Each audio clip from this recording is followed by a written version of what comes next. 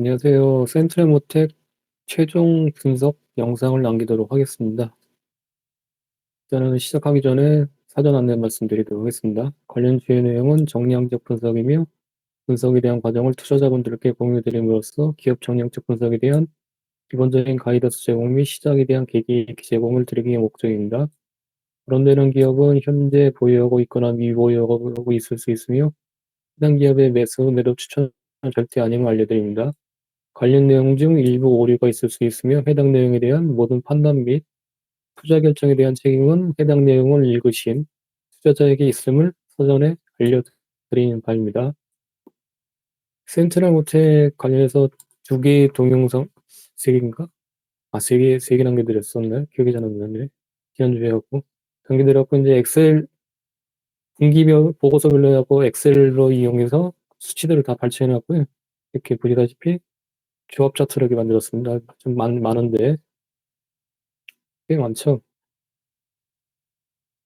오늘 지금 제가 본가에 와 있어갖고 뜻하지 않은 소음이 좀 섞여 나올 수 있을까 양해 좀 부탁드리겠습니다.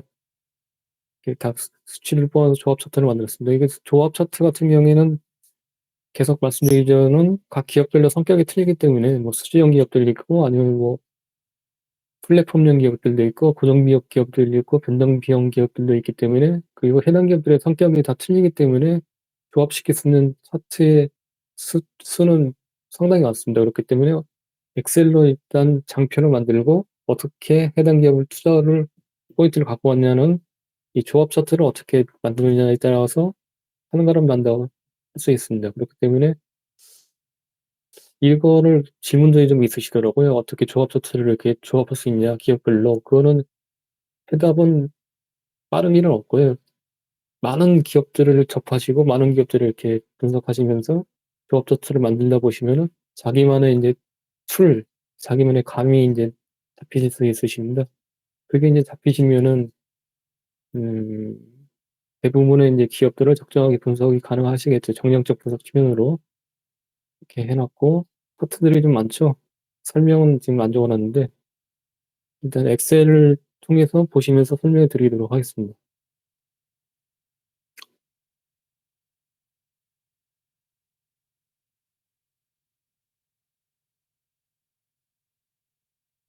센트럴 모텍의 인제 투자 포인트는 처음에 잡은 게 전기차 관련해서 인제 납품 실적이 있기 때문에 특히 테슬라 쪽에 앞으로 전기차 트렌드에 부합하는지 그리고 매출액이나 이익 측면으로 실적 촉매가 발생하는지 인제 체크하기로 했었잖아요.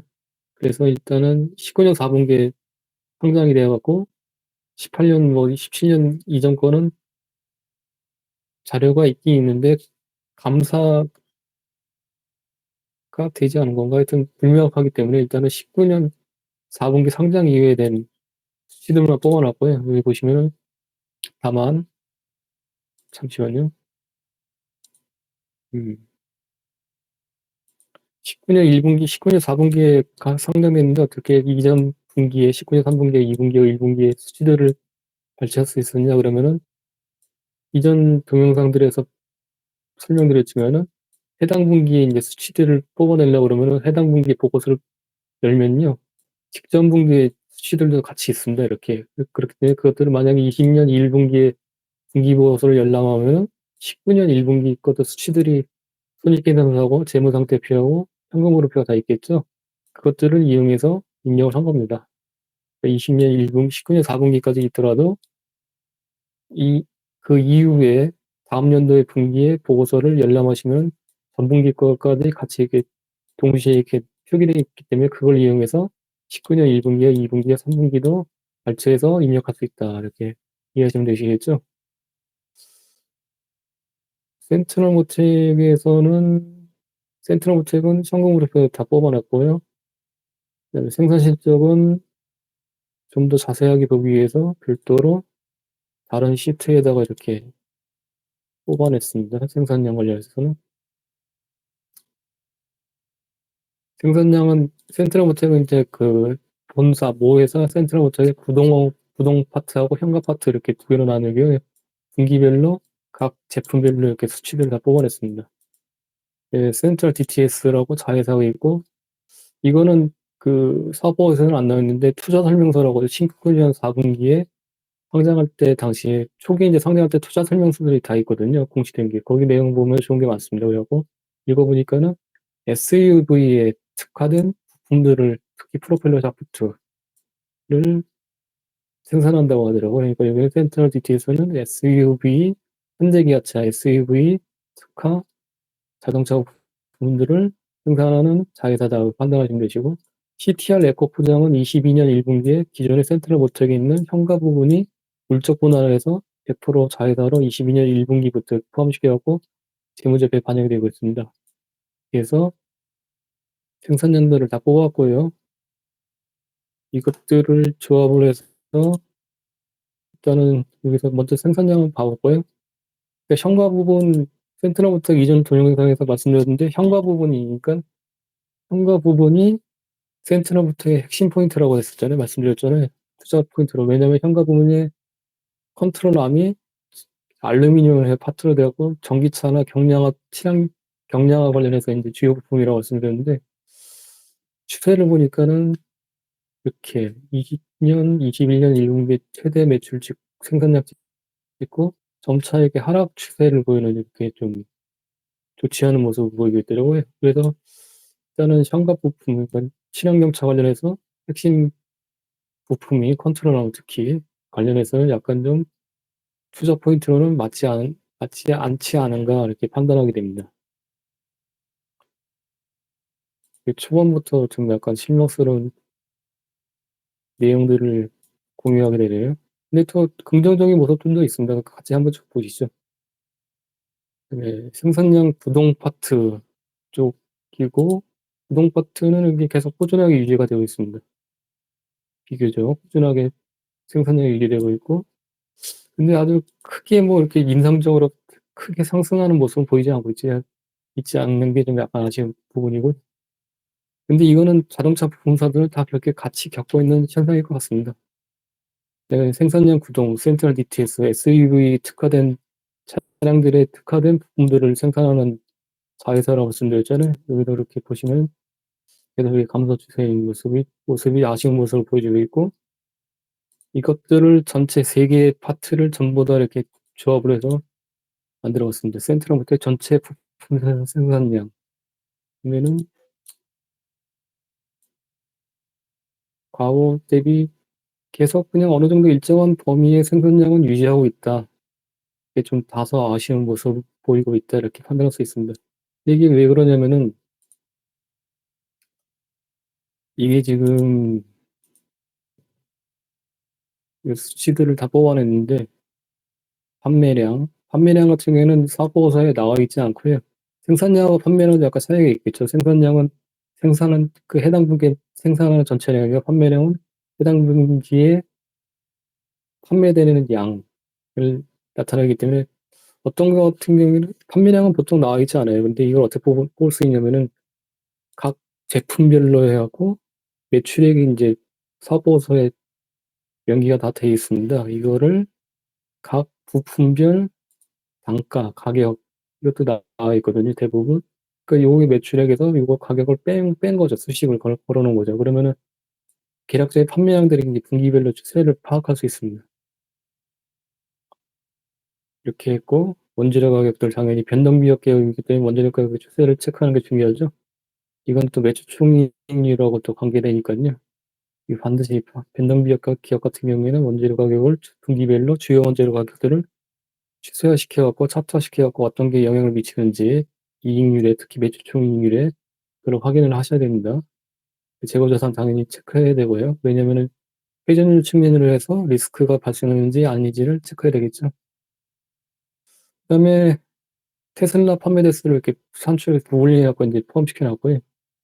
네, 현대차, 기아차 판매 대수를 20년 1분기부터 이렇게 분기별로 이렇게 총합시켜 갖고 이렇게 적어 놨습니다. 왜냐면은 주요 고객이 현대차, 기아차하고 테슬라잖아요. 그래 갖고 이거를 산출한 이유가 뭐냐면은 이 전체 현대차, 기아차 판매 대수하고 테슬라 조합을 시켜 갖고 어 센트럴모터에게 생산량하고 판매량하고 비교를 하는 거죠. 그래서 과연 센트럴모터에게 최근에 이게 판매 생산량 같은 게 아까 초반에 보셨듯이 좀 꺾이고 있잖아요. 그래서 현대차, 기아차의 판매량과 추세를 비교해서 이게 어떻게 영향을 미치는지 그거를 파악하기 위해서입니다. 일단 먼저 보실 거예요. 나중에 보여드리려 했는데 일단은 이거는 주요 제품을 생산한 생산량하고 현대, 기아차, 테슬라의 전체 판매량 이렇게 이거거든요. 현대차, 기아차, 테슬라 판매 대수를 조합을 시켰습니다. 분기별로 20년 1분기부터. 요거는 선 차트는 센트럴부텍의 생산량 아까 방금 전에 보셨잖아요. 여기서 생산량 조합을 시켜갖고 비교를 해봤어요. 이 3개사의 완성차 3개사의 판매량과 거의 센트럴모텍 부품 생산량하고 추세가 거의 비슷하죠. 이렇게. 그래서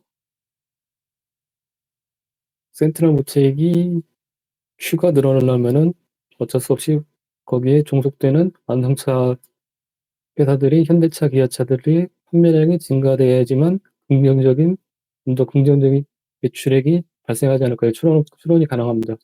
여기 22년 2분기에는 판매량을 표시는 하는데 22년 2분기 아직 실적들은 발표가 안 됐잖아요. 근데 여기는 자동차 생산량 같은 경우에는 현대차나 기아차나 홈페이지에 들어가면은 매월마다 해갖고 매월마다 이렇게 생산량을 친절하게 판매량을 차종별로 하고 다 발표합니다. 그렇기 때문에 자동차 부품주 같은 경우에는 미리 이렇게 하고 주요 부품 납품하는 주요 완성차 메이커하고 주요 차종별로 이렇게 산출해갖고 추론이 가능합니다. 이렇게. 그래서 마치 그 수출 데이터들을 체크해갖고 매출액을 이렇게 미리 추론은 가능하듯이 자동차 부품들에게 이런 게 가능하거든요. 보시면은 슬라이트하게 22년 2분기에는 22년 1분기보다는 판매량이 조금 증가했다. 그러면은 이 경우 센트럴모텍 같은 경우에도 매출액이 소폭 증가할 수 있는 개연성이 있다. 이렇게 판단할 수 있습니다. 결론으로 말씀드리려는데 미리 말씀드렸네요. 이렇게 하기 위해서는 이렇게 이런 게 필요해서 현대차, 기아차 이런 것들을 판매량을 체크를 했다. 이렇게 말씀드리고 싶고요. 일단 하나하나 보시죠. 일단은 19년 1분기부터 매출액, 영업이익, 오핀 체크를 해보면은 매출액 같은 경우에는 파란색 막대반인데 계속 유지가 되고 있습니다. 잠시만요.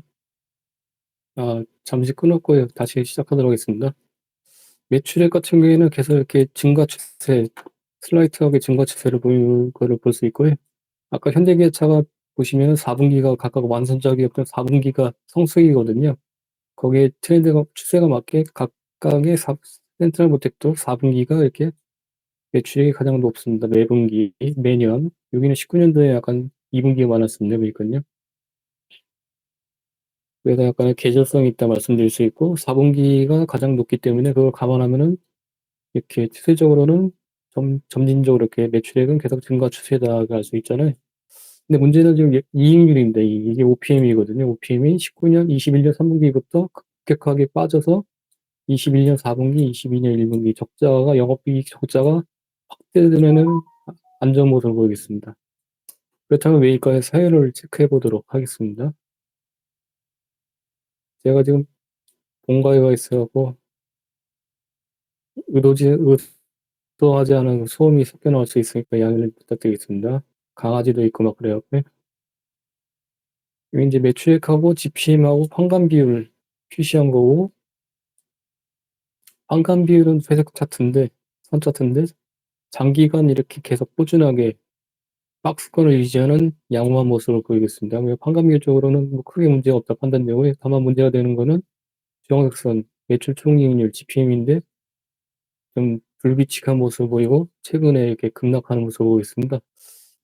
그러면은 이런 모습을 보이는 매출 총이익률을 보면은 특징이 뭐냐면은 약 한 10%대. 그러면은 이거는 변동비역 기업이라고 말씀드렸잖아요. 같이 확인하셨고 이전에 동영상에서. 그리고 최근에 매출 총이익률이 이렇게 급격하게 급락한다는 거는 원재료 가격의 영향을 높게 받아서 변동비역 기업이기 때문에 원재료 가격이 높아짐으로 따라서 이익률이 침해되는 모습을 추론이 가능하잖아요.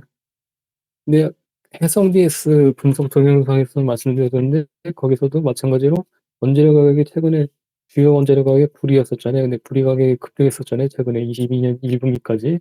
그럼에도 불구하고 22년 1분기에 해성 DS는 GPM, 그러니까 매출 총이익률 단에서 역대 분기 최고 GPM을 찍었어요. 그 의미는 제품 가격을 원재료 가격의 급등을 반영시켜서 제품 가격도 높게 책정해서 가격을 반영시켜서 이익단에서 높게 나왔다는 걸 의미한다고 말씀드렸잖아요. 근데 센트럴모텍 같은 경우에는 이게 아쉽게도 매출 총이익률이 급격하게 낮아졌다는 거는 원재료 가격의 급등에도 불구하고 제품 가격을 적정하게 높게 반영을 못했다는 것을 의미합니다.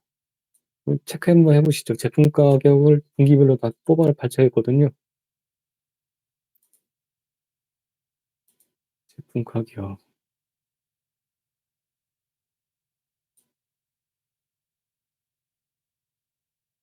잠시만요.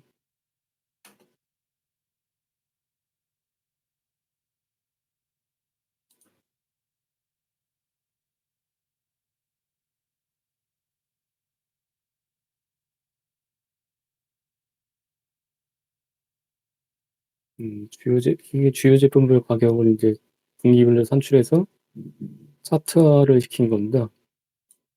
주요 제품은 이제 현가 부품, 알루미늄, 컨트롤암, 전기차 쪽에 들어가고 경량화, 차량 경량화 쪽으로 구동 부품, 센트럴모텍, 오회사 쪽에 들어간 구동 부품, 자회사 구동 부품, SUV에 특화된 구동 부품이고요. 보시면은 일단은 그 가장 핵심 포인트를 잡았던 컨트롤암은 생산량 측면에서 약간 아쉬운 모습을 보였잖아요. 가격 측면으로 봐도 좀 아쉬운 모습을 보이고 있어요. 보시면요.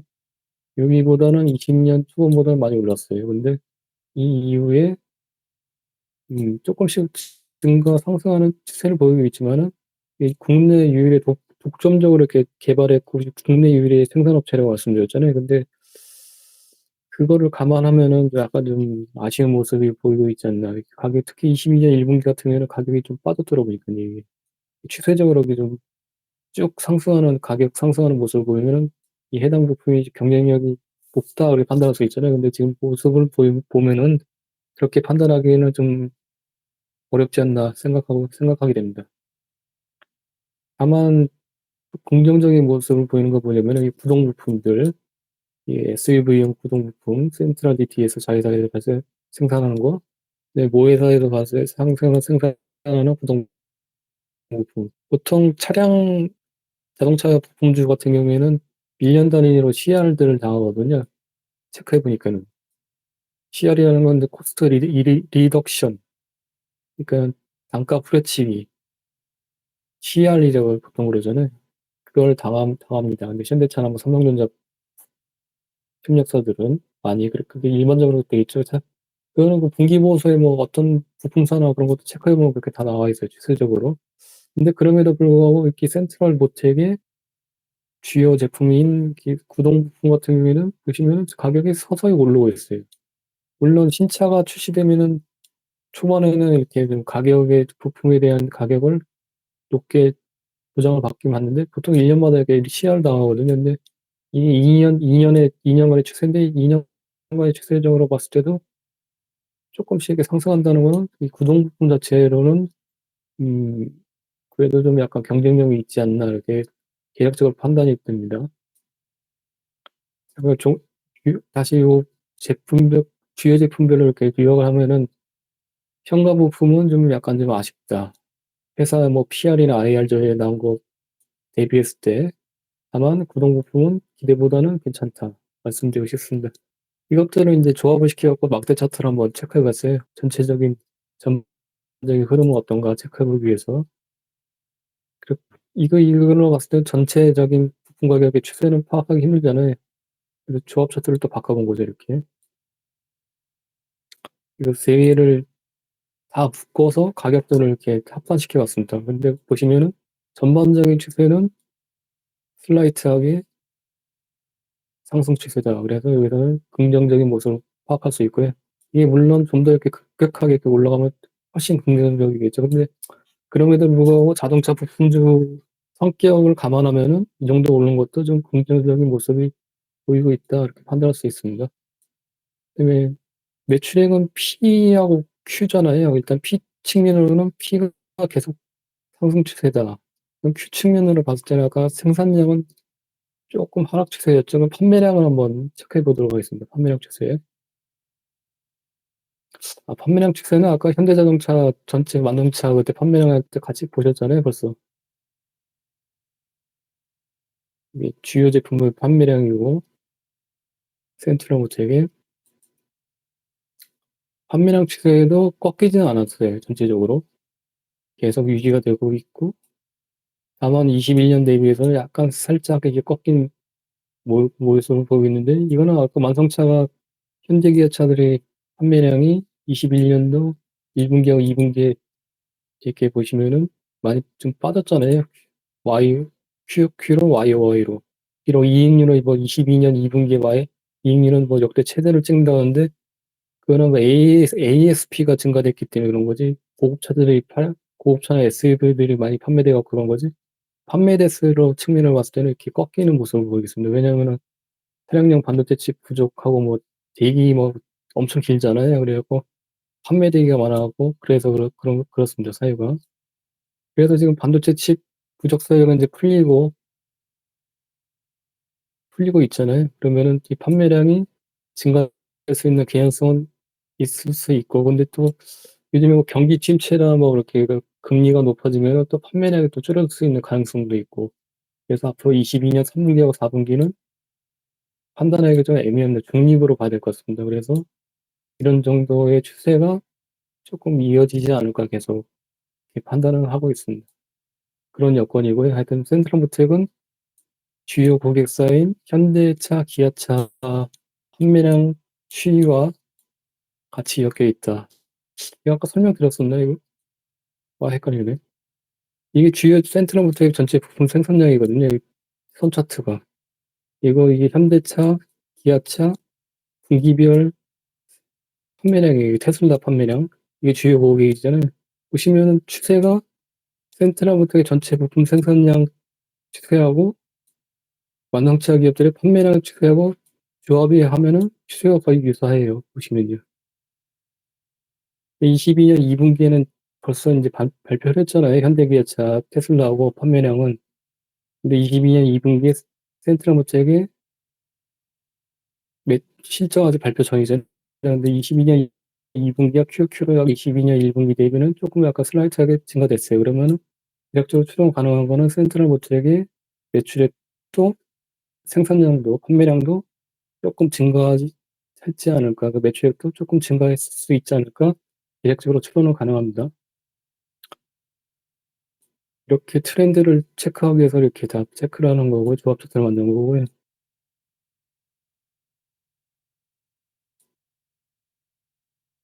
어디까지 얘기했더라?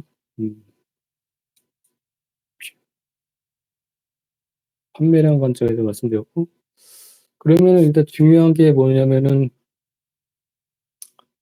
여기서는 일단은 P 관점이나 생산량 관점이나 다 이제 했고 매출액 증가 추세는 P 관점으로 P가 높아지기 때문에 그래서 매출액이 증가 추세였다 파악할 수 있잖아요. 그렇다면은 이제 두 번째로 이제 관건은 이익률이 침해가 되고 영업이익이 3분기 연속 적자 나왔다는 거는 그 사유잖아요. 그 원재료의 영향을 많이 받기 때문에 원재료 가격이 급등했다는 걸 추론이 가능하잖아요. 그래서 원재료들을 다 분기별로 파악을 했죠, 이렇게. 어떤 원재료가 있냐. 자동차 부품 중에가 당연히 비철금속 쪽에 원재료들이 차지할 거 아니에요. 근데 주요 원재료 가격들을 뽑아냈어요, 물려. 수출했고, 이 영어로 이게 적혀 있는 건 뭔지 모르겠어요, 정확히. 근데 다른 것들은 괜찮은데 보니까 회색선, 알루미늄 인것, 컨트롤 압력이거든요. 주요 원재료인데 매비율도 높아요. 이게 보시면은 21년 3분기부터 급등하기 시작하더니 22년 1분기에 최고치를 찍어요, 보니까. 딴 것들은 이렇게 괜찮아요. 박스권 유지하고 있는데, 그러면은 주 사유는 매출 총이익률이 이렇게 침체되고 영업이익이 마이너스 적자로 돌아서 주요 사유는 이 알루미늄 인고 때문이다. 이렇게 판단이 가능합니다. 이걸 전부 더블 체크를 해보면은 좀 더 정확하게 더블 체크 GPM하고 추세를 체크해 보면 되겠죠. 매출 총리 추세하고 일단은 알루미늄 인고를 제외한 나머지 원재료 가격하고 원재료 가격의 합산하고 막대하거든요. GPM 매출 총리일 추세하고 비교를 해 봤어요. 연관관계가 그다지 없잖아요.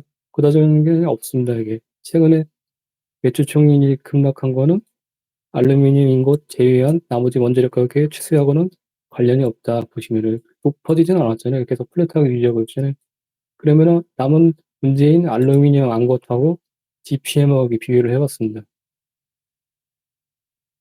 이제 회색 막대가 알루미늄 인고이거든요. 가격이거든요. 원재료 가격이 이렇게 급등을 하게 되고 GPM이 급락하게 되는 그래서 이 원인의 원흉은 알루미늄 인고이다. 그렇다면은 일단은 매출액 측면으로 특히 Q의 측면으로는 현대차, 기아차의 생산량, 판매량은 계속 체크할 수 있잖아요. 매월마다. 그러면은 거기서는 22년 2분기일 때 판매량 나왔으니까요. 슬라이트하게 Q는 증가할 가능성이 있고 그러면은 P 같은 경우에도 P도 장기간 추세가 제품 가격 계속 뭐 슬라이트하게 상승 추세를 유지하기 때문에 P 측면에서도 크게 문제는 없어 보이고요. 아까 보셨잖아요. P, Q는 그러니까 PQ 측면으로는 봤을 때는 매출액 측면으로 둘 다 22년 2분기 뭐 앞으로서 3분기 뭐 그 정도쯤까지는 대략적으로 이렇게 조금씩 상승 추세에 있을 수 있다.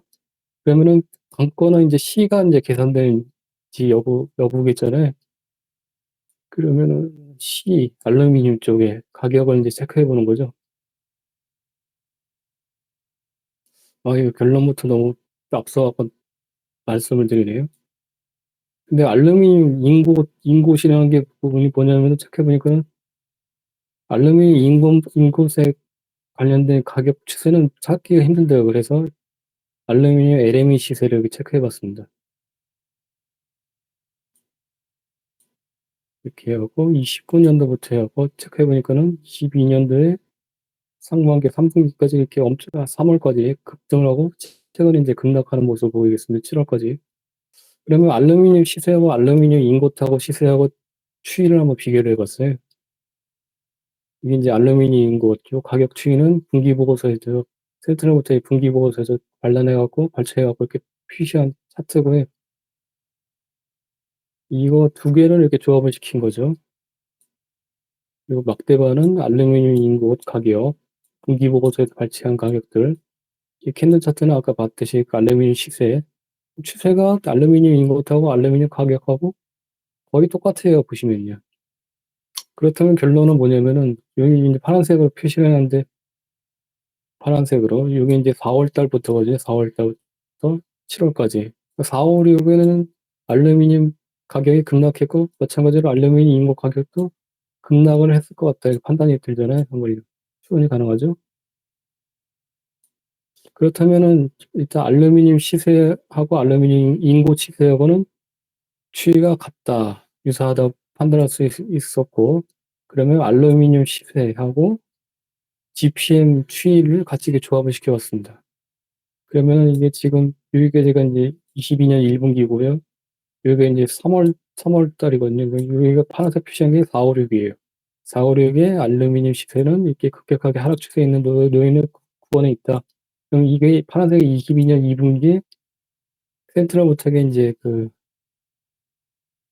원재료 가격이겠죠. 주요 원재료 가격의 추세겠죠.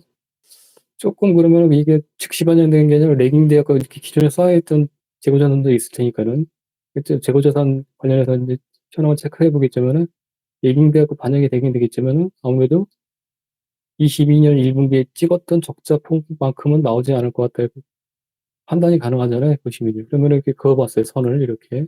22년 7월 달 선이거든요. 7월 달 시세거든요, 알루미 시세. 과거 추세를 보면은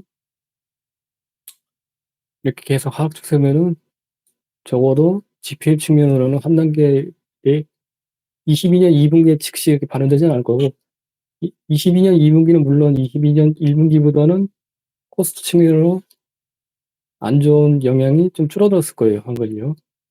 추론이 가능하잖아요. 그 22년 1분기보다는 일단 P하고 Q는 22년 2분기에는 슬라이트하게 높아졌다는 거 추론이 가능하고 C 측면에서도 22년 1분기보다는 감소했다는 거를 추론이 가능하잖아요. 그러면은 22년 2분기에는 22년 1분기 대비 적자폭이 감소했거나 소폭 흑자로 돌아설 수 있다. 이렇게 추론이 가능하고 이런 추세다 그러면은 원재료가 22년 3분기에는 더 C 측면으로 리스크가 감소를 할 수 있겠다. 추론이 가능합니다. 이런 것도 여러 가지 요건들을 감안했을 때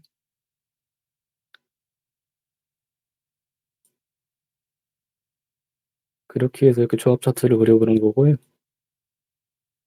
그다음에 재고자산 관련해서 리스크가 있는지 한번 확인해 보도록 하겠습니다. 재고자산 전체 현황이고요. 22년 1분기에는 역대 분기 최대를 기록하고 있네요. 지금 보시면요. 근데 이게 리스크가 높냐 낮냐를 판단하기 위해서는 재고자산 회전율을 이용하는 겁니다. 재고자산 회전율을 장기간 추세로 이렇게 딱 그려놓고요.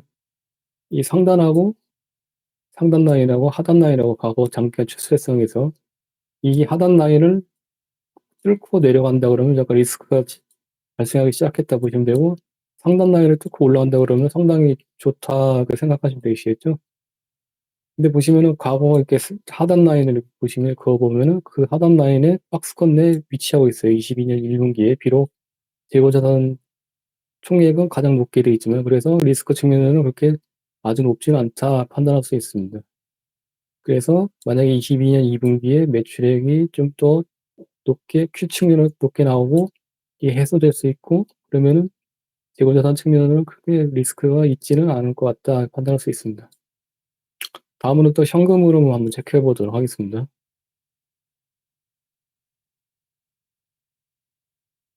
이게 센트럴 모텍의 현금 흐름 장기간 추세고요. 파란색이 이제 영업활동 현금 흐름 OCF. 비교적 OCF는 장기간 플러스를 유지하고 있기 때문에 양호한 모습을 보이고 있다 말씀드릴 수 있습니다. 다만 캐펙스가 이렇게 높게 집행이 중간중간 되고 있고요. 20년 4분기에는 아마 체크해보면 공장 부지를 매입했던 기록이 있습니다. 그것 때문에 그럴 거고 최근에 좀 빠졌다가 다시 22년 1분기에 캐펙스가 높게 집행하는 모습을 보이고 좀 안 좋은 거는 프리캐시 플로우, 잉여 현금 흐름이 계속 지속적으로 마이너스다. 이거는 한양디지텍에서 설명드렸지만 성장형 기업들에서는 어쩔 수 없는 숙명이다.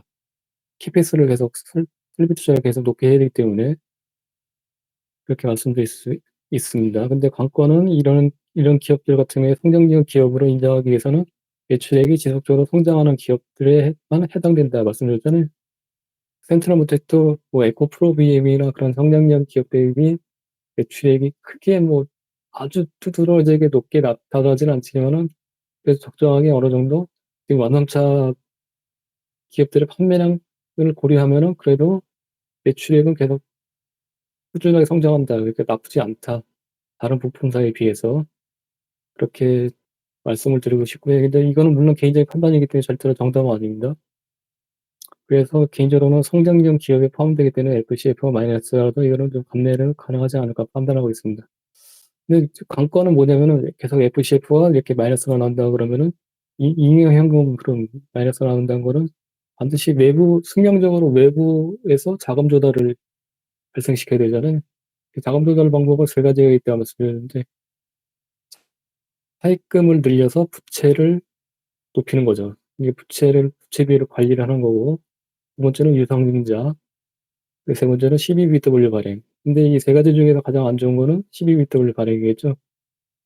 네, 두 번째로는 유상증자. 두 가지 유상증자나 12BW가 안 좋은 건 뭐냐면은 주식수가 증가되기 때문에 주가는 EPS 곱하기 팝니다. 근데 EPS 측면으로 해서 주식수가 늘어나기 때문에 EPS가 희석될 수 있는 그런 가능성이 높기 때문에 주가 측면으로 되게 불리하게 되겠죠. 가장 좋은 거는 뭐냐면은 차입금을 높이는 거예요.